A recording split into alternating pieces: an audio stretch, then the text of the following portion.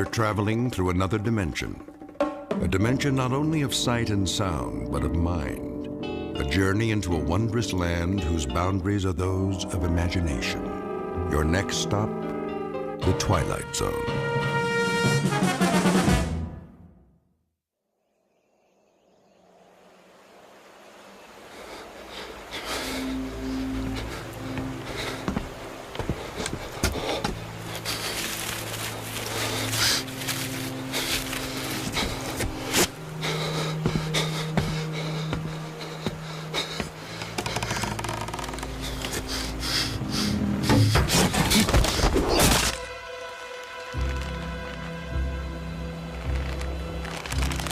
He's dead.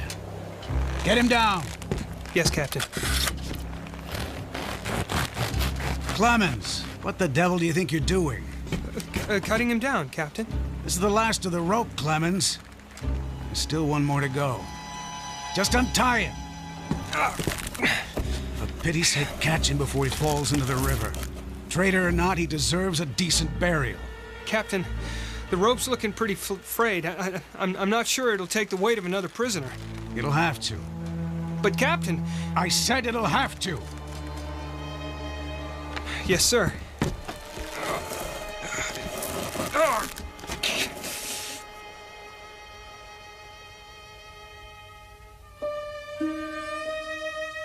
You have just witnessed a military execution. Death is a dignitary who, when he comes announced, is to be received with formal manifestations of respect, even by those most familiar with him. This particular execution occurred on Owl Creek Bridge in northern Alabama during the war between the states.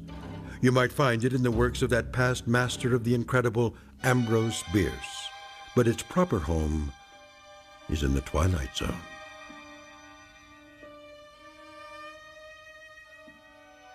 The Twilight Zone and our story, An Occurrence at Owl Creek Bridge, starring Christian Stolte, with Stacy Keach as your narrator.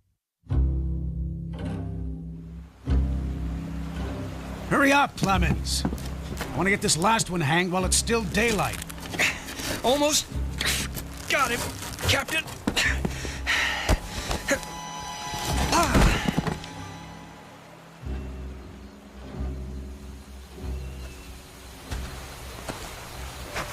Your friends are dead, Peyton.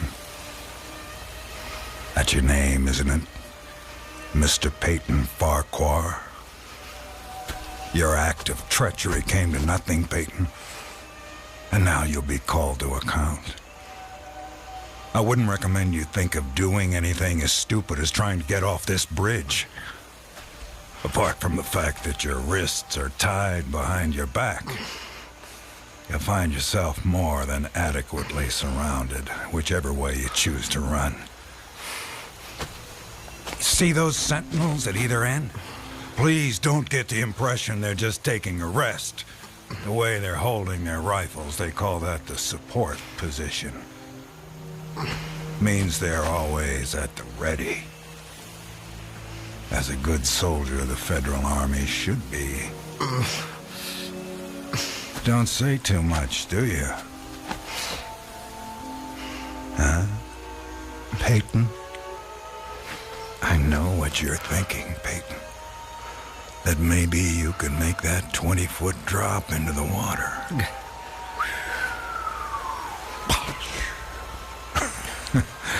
And who knows, maybe you could at that. But after that, your chances for continued survival become pretty slim. Look over there on the bank of the stream. You know what that is? It's the muzzle of a cannon. You see, there's an outpost near here. If you really squint, you can see a company of infantry at parade rest. Think of them as spectators if you want. But if you sincerely want to swim for it, you might just as well be giving them target practice, which, believe me, they don't really need. You want to leave your wife a pretty-looking corpse, don't you? Still not in the mood for talking, huh? Well, I can understand that. Time like this, a man needs to get his thoughts in order, ready himself for, you know. Perhaps I can help you with that. From a purely practical standpoint, I mean. I'm not a priest or anything like that. Truth to tell, my knowledge of matters theological doesn't amount to very much at all. But I can tell you a little bit about how it'll happen. Me and Clemens will escort you out to the center of the bridge, then introduce you to Captain Newman. He's a nice man. You'll like him. Me and Clemens salute the captain, then we stand behind him, leaving you face to face with the sergeant. Now, he's not such a nice man, sorry to say, but... Oh, I forgot. You two have already met. Well, when the moment comes, you'll both be standing on opposite ends of the same plank. He stands on the safe end, but you probably already guessed that. And you probably guessed that it's his job to hold the plank in place. Then, when the captain feels the time is right for him, not for you, he gives a signal to the sergeant. The sergeant steps aside, the plank tilts, and down you go. Nah, never having been hanged myself, I can't give you any information on what your final moments on this earth might feel like. But I can tell you, I've seen more than a few of these. And I'm sorry to have to tell you, it doesn't look any too pleasant. Anything to say about that? Well...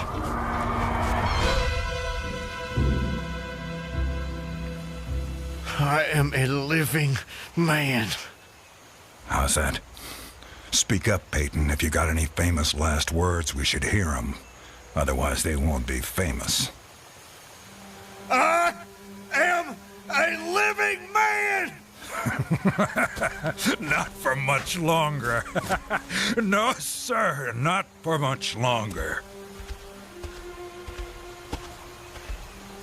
Captain says we're ready for him. Hear that, Peyton? We're ready for you. They say the Lord hates a coward, so take my advice and try and face it with a smile. Why do you have to taunt him like that? He shouldn't expect anything better. This is war. He was on the wrong side. Do you think he thinks that? I don't give a damn what goes on inside his head, neither should you, Clemens. And unless you want to end up with a noose around your neck, don't let anyone else hear you talking like that. Now, help me up with him.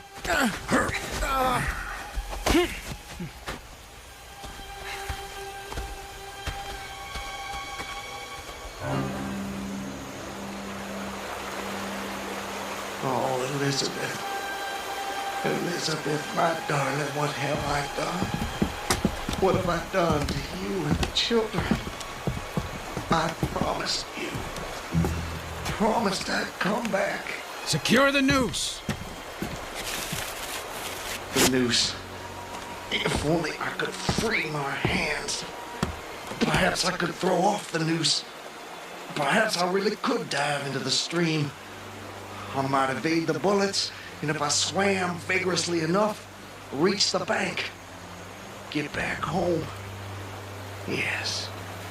Home. And back to you, Elizabeth. That pounding. What is causing that pounding? It's like the stroke of a blacksmith's hammer on the anvil. Is it distant, nearby, or both? Perhaps it's my death knell. Feels like a knife being thrust into my ear. Damn them, what's taking them so long? If you're gonna do it, just do it! Sergeant, step away. Too late. My God, it's too late. Oh, Elizabeth.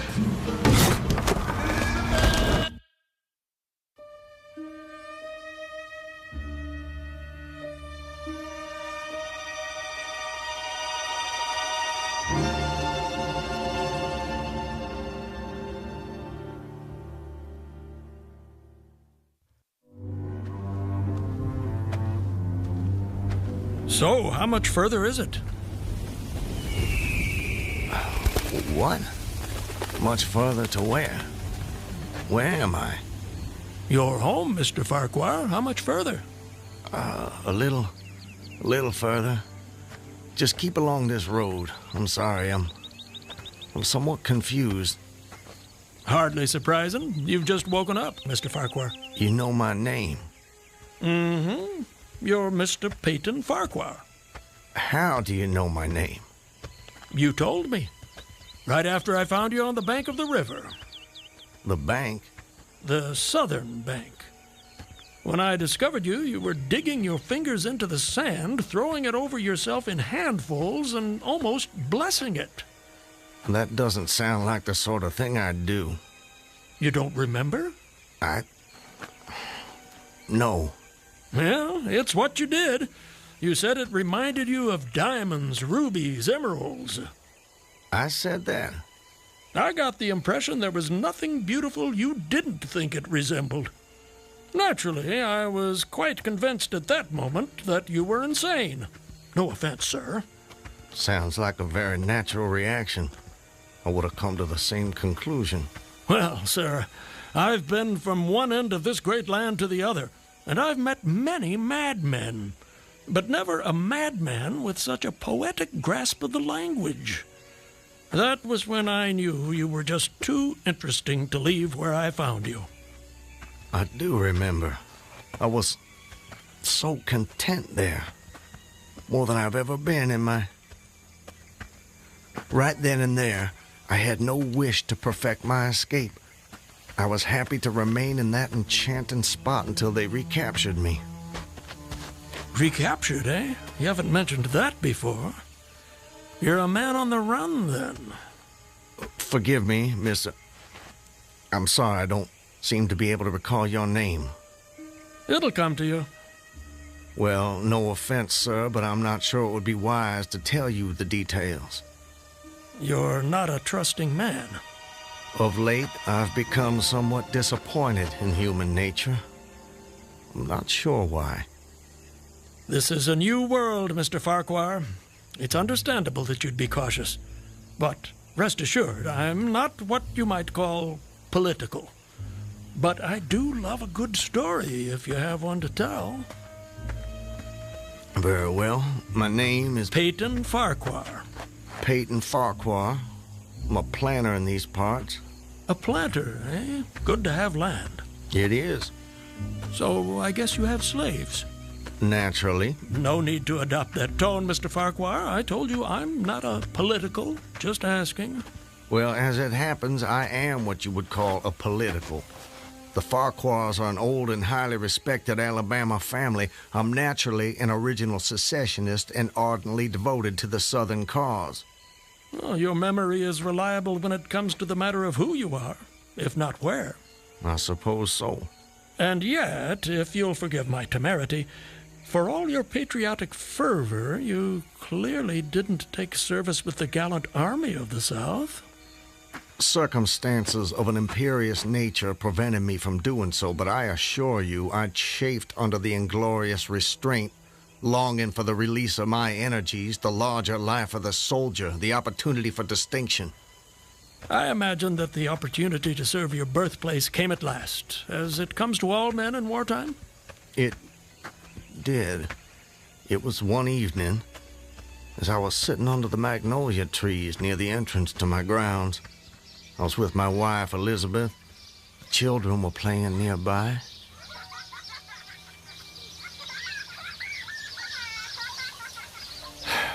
This is the life.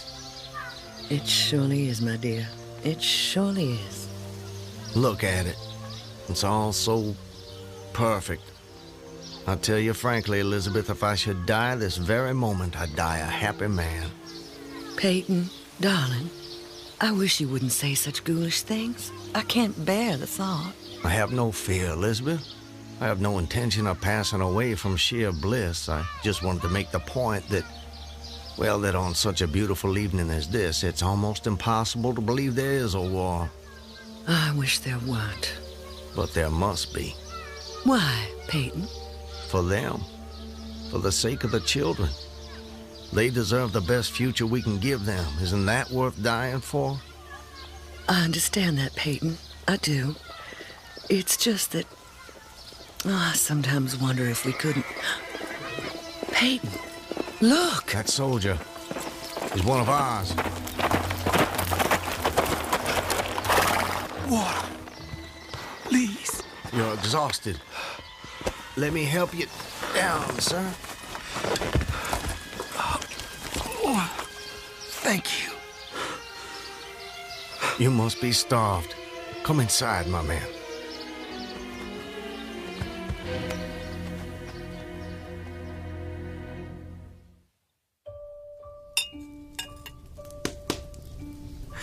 Oh, please. This hospitality is far more than I deserve. This is a splendid meal. Thank you. Nonsense, nonsense. Nothing is too good for our brave boys. How are things at the front? I'm sorry to say things are not going so well. The Yankees are repairing the railroads in preparation for another advance. They've reached the Owl Creek Bridge. Owl Creek Bridge? Yes, sir. They've put it in order and built a stockade on the north bank. Damn those sons of... Something on your mind, sir? Corporal, refresh my memory. It's about 30 miles to Owl Creek Bridge? About that. Maybe even a little less. And there's no force on this side of the creek? Only a picket post a half-mile out, on the railroad, and a single sentinel at our end of the bridge. Suppose a man, or perhaps several men, civilians and persons of intelligence, should elude the picket post and perhaps get the better of the sentinel. What could they accomplish? Accomplish? Well, sir, I was there a month ago. I saw that the flood of last winter lodged a great quantity of driftwood against the wooden pier at this end of the bridge. Driftwood, eh? It's dry now, exceedingly dry. If someone were to put a light to that driftwood, it'd burn like tow. That it would, sir. And that would mean the end of the Owl Creek Bridge. I don't think the Yankees would care for that. But you should know, sir, the Commandant's issued an order declaring that any civilian caught interfering with the railroad, its bridges, tunnels, or trains will be summarily hanged. I've seen the order. It's posted everywhere. Risk is a part of life, soldier. You face it every day. I do. That I do. And in my own small way, I've done what I can. No service is too humble to perform in the aid of the South. And should the opportunity present itself, no adventure would be too perilous to undertake if consistent with the character of a civilian who is at heart a soldier, of course. Mr. Farquhar, you are a true son of the South, and a very brave gentleman.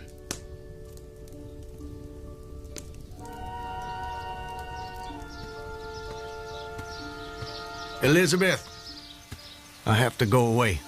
Away? For how long, Peyton? Probably just a couple of days.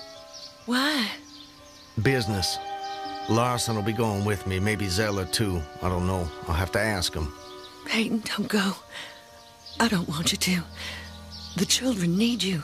It's for the sake of the children that I'm doing this, Elizabeth. Why can't you understand that?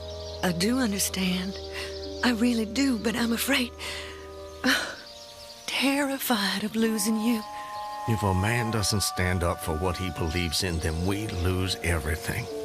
Just promise me one thing. Promise you'll come back to me. I promise. And I'm a man who keeps his promises, my love. Setting fire to the Owl Creek Bridge.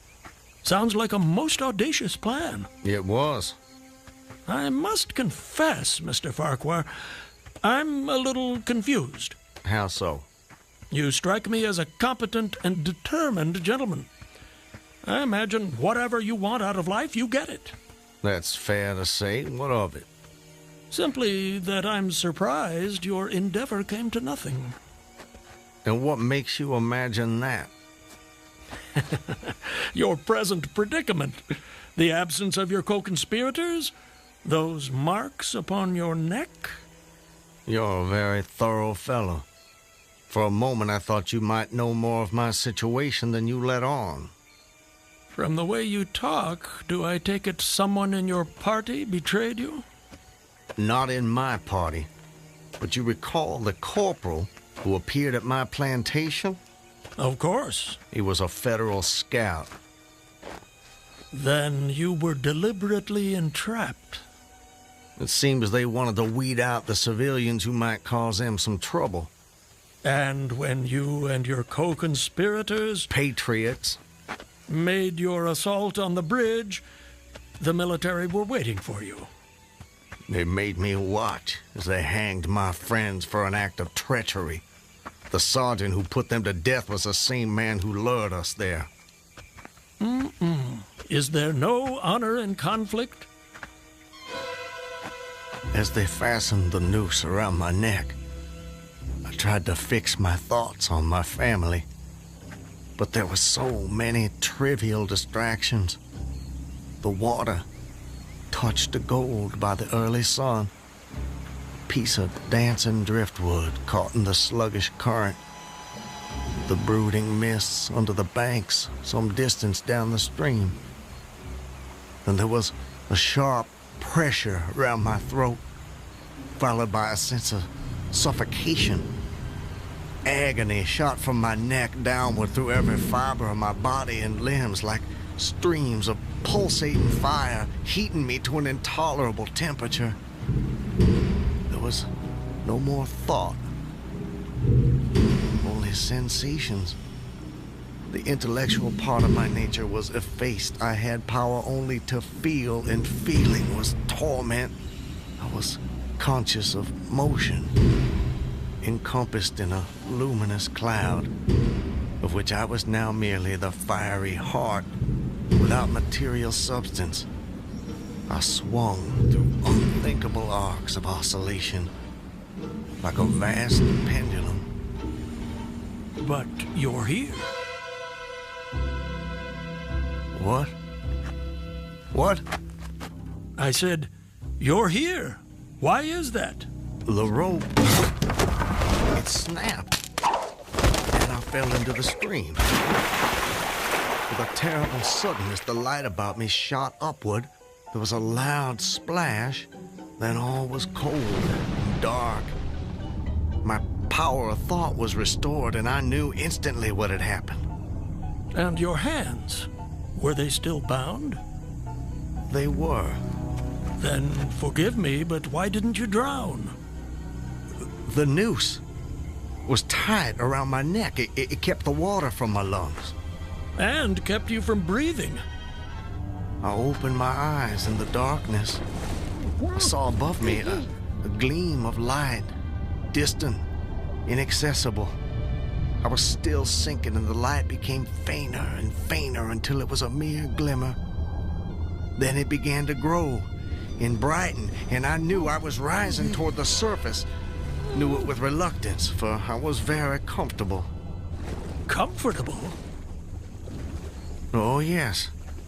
It was a question of preference at that point, you see. To be hanged and drowned, that didn't seem so bad, but to be shot? No, I refused to be shot. It didn't seem fair. Please, continue. You're under the water, slowly rising to the surface. Your hands are tied. A sharp pain in my wrists apprised me of the fact that I was trying to free my hands. I gave the struggle my attention as an idler might observe the feat of a juggler without interest in the outcome. Eventually, the cord fell away.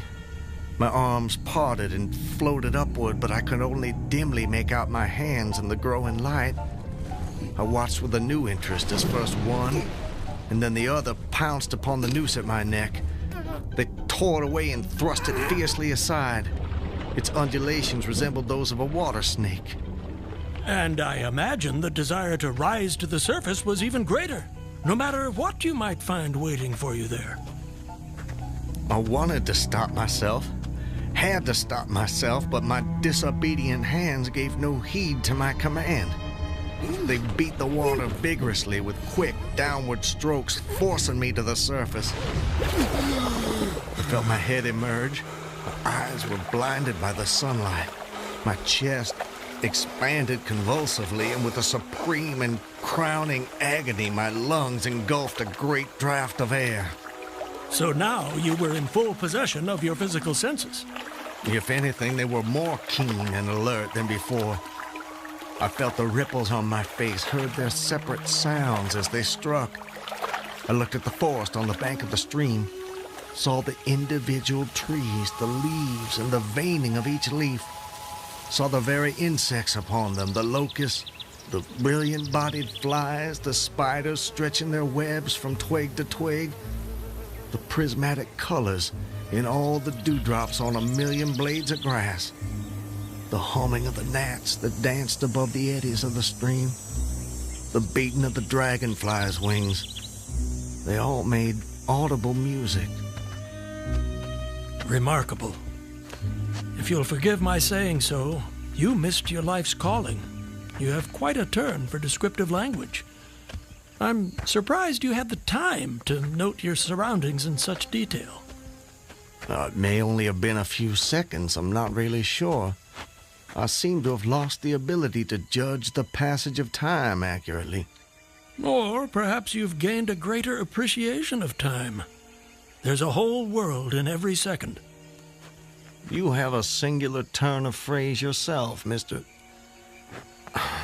I'll get it in a minute. No doubt. But I long to hear your story.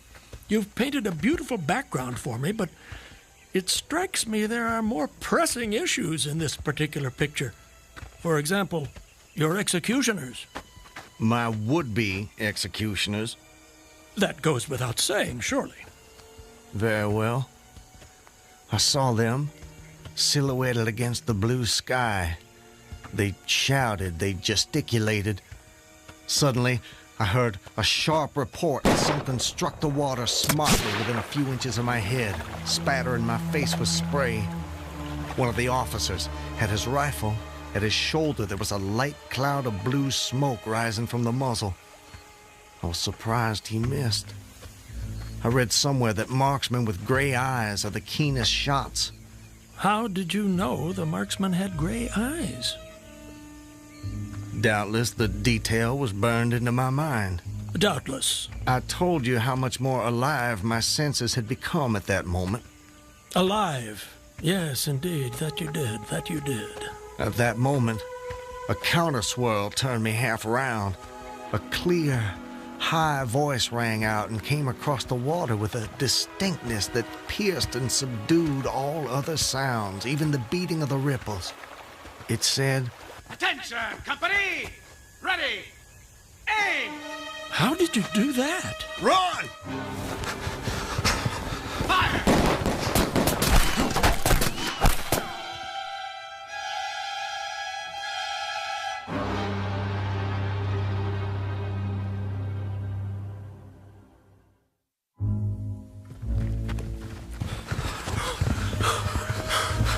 Are they still behind us? No, I don't think so.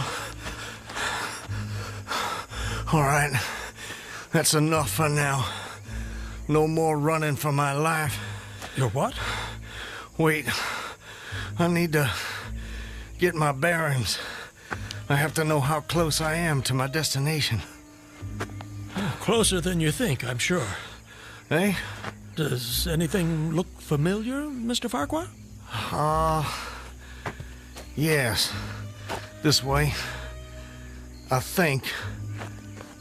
Yes, this way. Can you see your home? Not yet. But it's not far now. I intend to be back in my wife's arms by close of day. You gave her your word. That I did. And that's important to you. It's a matter of honor. An honor, Mr. Honor means as much as love to a man of the South. A very moving sentiment. Now, where were we? Where were we with what? Your story. My story? Yes. You were just reaching a most exciting point when we were interrupted. I long to know what happened next. Are you quite insane, sir? I don't believe so. But I thought the same of you when I first met you, so I suppose it's a fair question. I am in full possession of all my faculties, Mr. Everything except the memory, eh? Don't try my patience, sir. I wouldn't dream of it. Please, go on. You'd escaped the noose by a most improbable stroke of good fortune, and then you found yourself in the stream and under fire. Very well. I suppose it might make the journey shorter, at least. I dived to avoid the shots, dived as deeply as I could. Water roared in my ears like the voice of Niagara, yet still I heard the dulled thunder of the volley. And you surely couldn't dodge all the shots. You're not invulnerable. No man is. Then an appalling splash, just 2 yards away, was followed by a loud, rushing sound which seemed to travel back through the air to the nearby fort and died in an explosion which stirred the very river to its deeps. A rising sheet of water curved over me, fell down upon me, blinded me, strangled me. The cannon had taken a hand in the game. Did I tell you about the cannon? You must have done. Well, anyways, as I shook my head free from the commotion of the smitten water, I heard the deflected shot humming through the air ahead. And in an instant, it was cracking and smashing the branches in the forest beyond. I was certain they wouldn't be so far from their target next time, and it was a good gun. The report lagged behind the missile. But surely the smoke would have apprised you of another shot. So long as you kept your eye on the gun, you had a certain advantage. Am I correct? You are? The problem was how to reach the shore without turning my back on the cannon. You have my complete attention, sir. How did you manage it? Well, I don't know. I'm not sure. I felt myself whirled round and round, spinning like a top. I was caught in a vortex. I felt giddy and sick. Fascinating. Incredible. What is that damned hammering? I don't hear anything. Unless it's the ticking of your watch you can hear. My watch?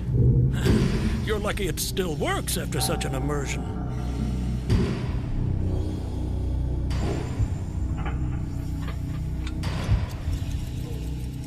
It is my watch.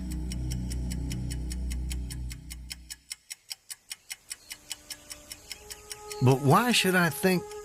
Perhaps you're the sort of man who values the seconds as much as the minutes and the hours. And there's a whole world in a second, so I've been told. So how did you fight your way out of this vortex? I really have no idea. The next thing I knew, I was on the road with you at my side, heading for home as I promised. Surely not. I mean, you obviously avoided the cannon and struggled to the bank. Obviously. But I have no memory of it. And of our meeting? I recall only what you told me about it. Most curious. Stop! What is it? This is it. We're here. This is the path to my home. Excellent. Well, I suppose this is where we part company, Mr. Farquhar. May I say, it's been a rare pleasure. You wouldn't care to come in? I'm sure the servants could prepare you a meal. That won't be necessary, my friend. I have many miles still to travel. But your journey is almost at an end. Yes. Well, goodbye, Mr.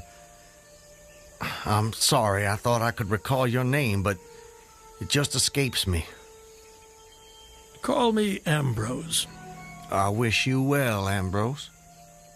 And you, Mr. Peyton Farquhar. And you.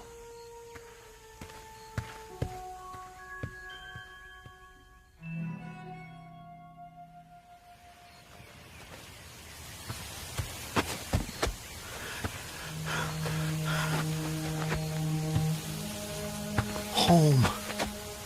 Almost home. How long? How long since that damn imposter rode down this road? How long since I was drawn to the Owl Creek Bridge? I would say, sir, that you have too kindly an expression for one whose neck is in the hem. Seriously. It is. Isn't what? In the hem. Of course, of course. I promised I'd return, Elizabeth. All so perfect. They couldn't keep me from Just you. before your execution. My intended execution. As you say. Not even a noose around my neck could stop me from coming back to you, to the family. Yes, indeed. I told you how much more alive my senses had become at that moment. Alive. Yes, indeed. Saw them. John, don't tease your sister. I want you Elizabeth! both on your best behavior when your father returns. Elizabeth! Elizabeth! You're not getting vulnerable. No man is. Elizabeth! Elizabeth! I swore I'd come back to you. I promised. Peyton! Elizabeth! Peyton! Elizabeth! Peyton! Oh, Peyton! Peyton, my love! Elizabeth, let me hold you. Let me take you in my... There's a whole world in every second.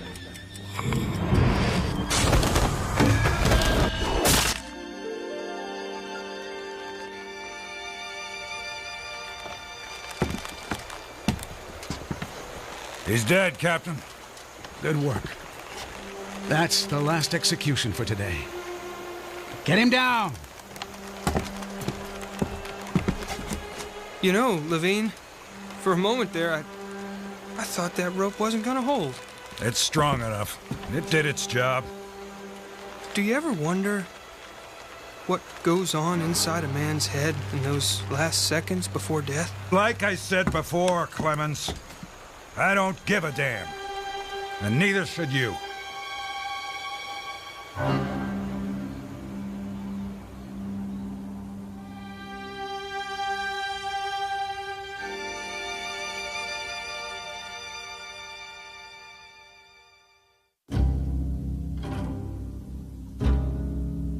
An occurrence at Owl Creek Bridge in two forms, as it was dreamed and as it was lived and died. This is the stuff of fantasy, the thread of imagination, the ingredients of the Twilight Zone.